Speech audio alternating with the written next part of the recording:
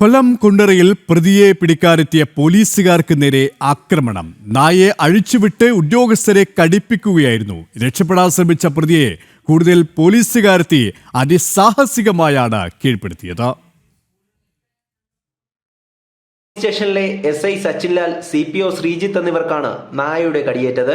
കഴിഞ്ഞ ദിവസം രാത്രി നെല്ലിമുക്കിലുണ്ടായ അടിപിടി കേസിൽ പടപ്പക്കര സ്വദേശി ജിജേഷിനെ പിടികൂടാനായാണ് ഉദ്യോഗസ്ഥർ എത്തിയത്. പോലീസ് എത്തിയതും ഇയാൾ കുതറിമാറുകയും ഉദ്യോഗസ്ഥരെ ആക്രമിക്കുകയുമായിരുന്നു. തള്ളിയിട്ട SIയുടെ കാലിൽ ജിജേഷ് കടിക്കുകയും ചെയ്തു. തുടർന്ന് ഇയാൾ തന്റെ വളർത്തുനായയെ അഴിച്ചുവിട്ട് പോലീസുകാരെ കടിപ്പിക്കുകയായിരുന്നു.